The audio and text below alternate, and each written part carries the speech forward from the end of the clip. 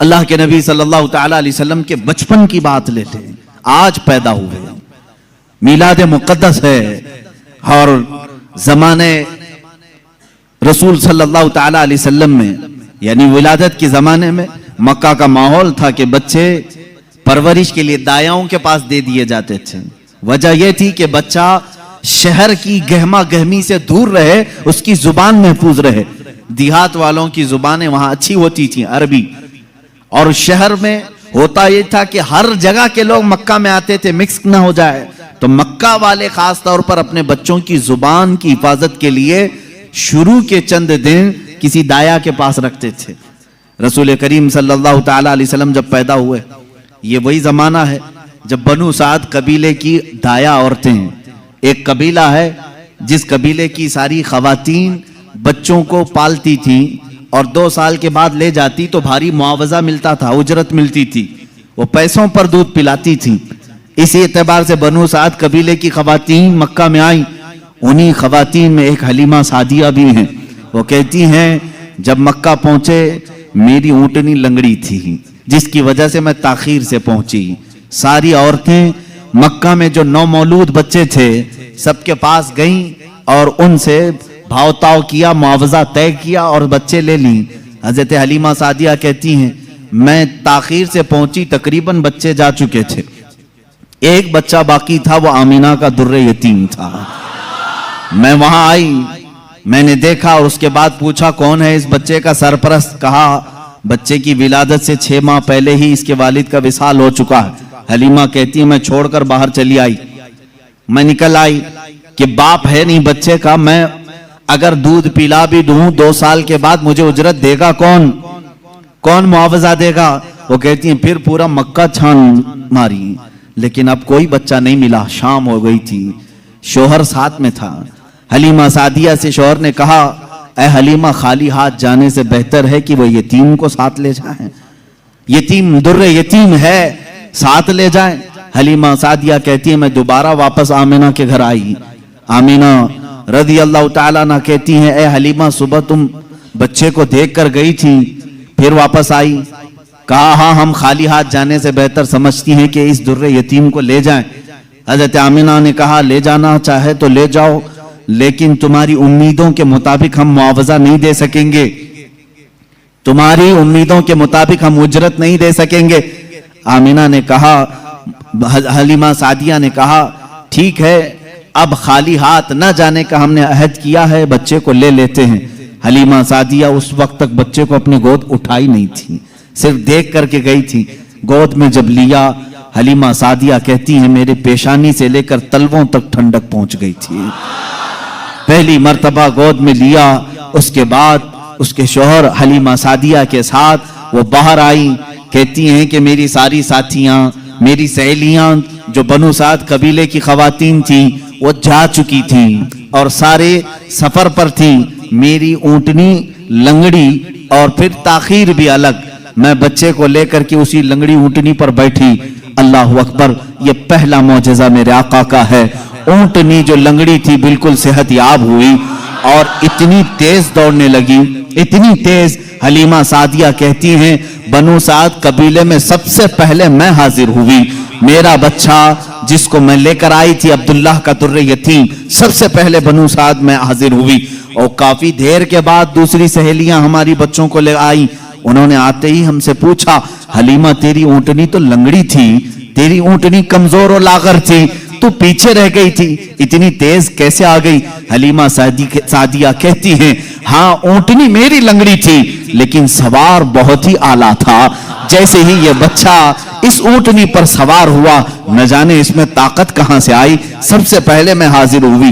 ساری عورتوں نے محسوس کیا یہ ایک معجزہ نہیں، بنو سعد جو قبیلہ ہے وہ آج بھی ہے طائف کے قریب، آج بھی وہ قبیلہ ہے حلیمہ سعدیہ کا قبیلہ جس کو بنو سعد کہتے ہیں۔ اس قبیلے والوں کا بیان ہے کہ یہ رات ایسی تھی پورے بنو سعد قبیلے کی بکریوں کے دودھ سے تھن بھر چکے تھے، سارے قبیلے والوں کی بکریوں کے تھن دودھ سے بھر چکے تھے۔ حلیمہ سعدیہ کہتی ہیں جب میں بچے کو گھر میں لے آئی تو عجیب سی راحتیں اور برکتیں اور ہوائیں چلنے لگی، لوگوں نے محسوس کیا آج تک بنو سعد قبیلے میں ایسی خوشگوار ہوائیں آئی نہیں تھی، لیکن لوگوں نے بعد میں یہ محسوس کیا یہ حلیمہ سعدیہ کے گھر جو بچہ آیا ہے اسی کی برکتیں ہیں۔ ایک کے بعد دیگرے لوگوں نے معجزے دیکھے بھی۔ حلیمہ سعدیہ کی جو بیٹی ہیں شیمہ، جو حضور صلی اللہ علیہ وسلم کی دودھ شریک بہن ہے، حضور کی دودھ شریک بہن ہے، وہ کہتی ہیں میں محمد صلی اللہ تعالی علیہ وسلم کو گود میں لے کر رات میں بیٹھتی تھی، 1 سال کے نہیں تھے، 9 ماہ کے تھے، جب میں گود میں لے کر بیٹھتی تھی، تاریک راتیں ہوں یا اجالی راتیں ہوں، کھلے آسمان کے نیچے میں آ کر بیٹھتی۔ محمد عربی صلی اللہ علیہ وسلم کی پرورش میں حلیمہ کا گھرانہ لگا ہے۔ کہتی ہیں ہم مالدار نہیں تھے، کھیل کھلونے والی چیزیں ہمارے گھر نہیں ہوتی تھی، لیکن شیمہ کہتی ہیں جب محمد میری گود میں ہوتے، رات کو 14ویں کا چاند چمک رہا ہوتا اور محمد صلی اللہ علیہ وسلم گود سے انگلی کو یوں اٹھاتے، چاند ادھر چلا جاتا، کبھی چاند ادھر جاتا، گود میں انگلی جس طرف کرتے وہ چاند ادھر ہی جھک جاتا تھا۔ اعلیٰ حضرت امام عشق و محبت فاضل بریلوی رضی اللہ تعالیٰ عنہ یوں فرماتے ہیں چاند جھک جاتا ادھر، انگلی اٹھاتے مہد میں، کیا ہی چلتا تھا اشاروں پر کھلونا نور کا، کیا ہی چلتا تھا اشاروں پر کھلونا نور کا، صبح طیبہ میں ہوئی بٹتا ہے باڑا نور کا، صدقہ لینے نور کا آیا ہے تارا نور کا۔ عزیزان گرامی، کھلونا بنا ہے کون؟ جس سے پوری دنیا آج تک کھیل نہ سکی، وہ محمد عربی صلی اللہ علیہ وسلم کا کھلونا بنا ہے۔ یہ میرے آقا صلی اللہ علیہ وسلم کے معجزات، گود کے معجزات ہیں، گود کے معجزات ہیں۔ اب میں یہاں پر ایک بات یہ بتانا چاہتا ہوں، ان لوگوں کے ذہن کو میں صاف کرنا چاہتا ہوں جو لوگ یہ کہتے ہیں حضور صلی اللہ تعالی علیہ وسلم 40 سال کے بعد نبی بنائے گئے، 40 سال کے بعد نبی بنائے گئے۔ بہت سارے لوگوں نے کتابوں میں بھی لکھ دیا۔ میرے عزیز بات کو سمجھا کرو، نبی بنائے گئے یہ جملہ توجہ، اور ہمارا عقیدہ یہ ہے 40 سال کے بعد حضور نے اپنے نبی ہونے کا اعلان فرمایا۔ نبی بنائے گئے الگ چیز ہے، وہ نبی کب بنائے گئے تھے یہ خود رسول پاک سے پوچھو، آپ کب نبی بنائے گئے تھے؟ ان کی کتابوں سے نہ پوچھیں گے، ہم حضور سے پوچھتے ہیں۔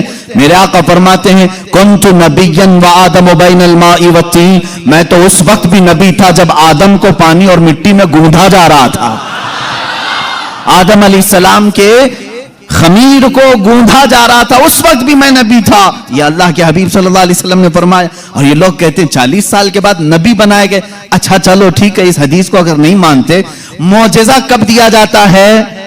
معجزہ کب دیا جاتا ہے؟ جب نبی اپنی نبوت کو ظاہر کر دے، اسے لوگوں کو قائل کرنا رہتا ہے، ایمان کی طرف بلانا ہوتا ہے، اپنی حقانیت کی دلیل پیش کرنی ہوتی ہے، تب نبی معجزہ دکھائے گا۔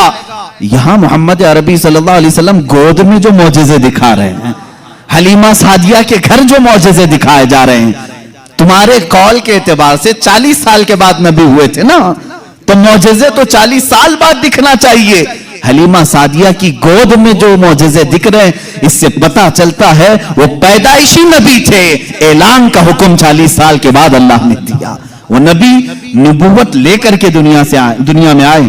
عزیزان گرامی، یہ معجزات کی ابتدا حلیمہ سعدیہ کے گھر سے ہوئی، اور اس کے بعد ایک دو نہیں کئی معجزے۔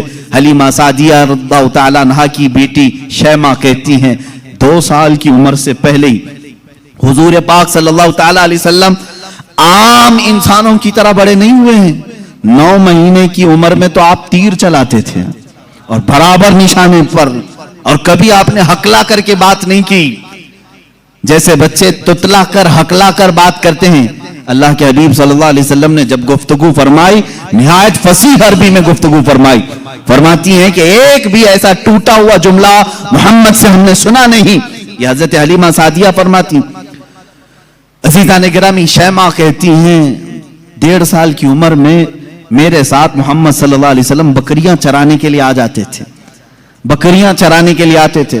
وہ کہتی ہیں جب بکریاں چرانے کے لیے محمد صلی اللہ علیہ وسلم جاتے تھے، جنگل میں یا صحرا میں جہاں پر بھی معاملہ، وہ کہتی ہیں میں 1 آدھ بکری کو لے کر جاتی، لیکن محمد صلی اللہ علیہ وسلم کے ساتھ ساری بکریاں ہوتی۔ فرق یہ تھا کہ میں دھوپ میں چرا رہی ہوتی، لیکن ہمیشہ محمد صلی اللہ علیہ وسلم پر بادل کا ایک ٹکڑا سایہ بنا رہتا تھا، ہمیشہ چھاؤں رہتی تھی، کبھی دھوپ براہ راست ان کے رخساروں کو نہیں مارتی، ان کے رخساروں پر نہیں پڑتی۔ یہ حضرت شیمہ کہتی ہیں، حلیمہ سعدیہ کی بیٹی کہتی ہے ایک دن ایسا ہوا محمد عربی صلی اللہ تعالی علیہ وسلم 1.5 سال یا 2 سال کی عمر کے آس پاس ہیں، اچانک 2 لوگ آئے اور ان کو کوئی پہچانتا نہیں تھا۔ محمد عربی صلی اللہ تعالی علیہ وسلم کو انہوں نے ایک درخت کے نیچے لٹایا اور ان کا سینہ چاک کر دیا، حضور پاک صلی اللہ علیہ وسلم کا۔ وہ گھبرائی ہوئی بھاگتی ہوئی اپنی ماں کے پاس آئی، 2 سال کی عمر تھی جب میرے آقا صلی اللہ علیہ وسلم کی حلیمہ سعدیہ کی بیٹی یا بیٹا جو حضور کے دودھ شریک تھے وہ دوڑتے ہوئے ماں کے پاس آئے اور کہا عجیب ایک بات ہم نے دیکھی محمد صلی اللہ علیہ وسلم کے ساتھ کہ کوئی انہونی 2 شخصیات آئیں، انہوں نے گرایا ہے اور سینہ چاک کر دیا ہے، اللہ نہ کرے کہ محمد کے ساتھ کچھ برا نہ ہو جائے۔ وہ گھبرائے ہوئے تھے۔ حضرت حلیمہ کہتی ہے میں دوڑتی ہوئی اس مقام پر پہنچی، جا کر کے دیکھا درخت کے سائے میں وہ آرام کر رہے تھے، کوئی لوگ نہیں تھے، کوئی شخصیات نہیں تھی۔ حلیمہ سعدیہ نے دیکھا واقعی سینے کے اوپر کچھ نشانات نظر آ رہے تھے، اٹھایا اور پوچھا کہ کیا بات ہے؟ محمد عربی صلی اللہ علیہ وسلم نے فرمایا اللہ کے 2 فرشتے آئے تھے، انہوں نے میرا سینہ کھولا اور دل نکالا، جنت سے لائے ہوئے تشت میں جو ایمان و حکمت سے بھرا ہوا تھا میرے دل کو اس میں رکھا اور اس کے بعد پھر میرے سینے پر رکھا اور پھر بند کر دیا اور وہ چلے گئے، اس لیے کہ بچپن میں آنے والی عام انسانوں کی خصلتیں اس نور خدا محبوب خدا کے دل میں کبھی نہ آئیں، انہوں نے سارے وسوسوں کو میرے پاک کر دیا۔ یہ 2 سال کی عمر میں شق صدر کا معجزہ اس کو کہتے ہیں۔ کیا کہتے ہیں؟ شق صدر، سینہ پھٹ جانے والا یہ جو معجزہ ہے حضور پاک صلی اللہ علیہ وسلم کی زندگی پاک میں 4 مرتبہ اس طرح سے ہوا، سینہ شق ہوا، فرشتوں نے آپ کا دل مبارک نکالا، جنتی پانی سے اور جنت کی نور و حکمت سے بھر دیا۔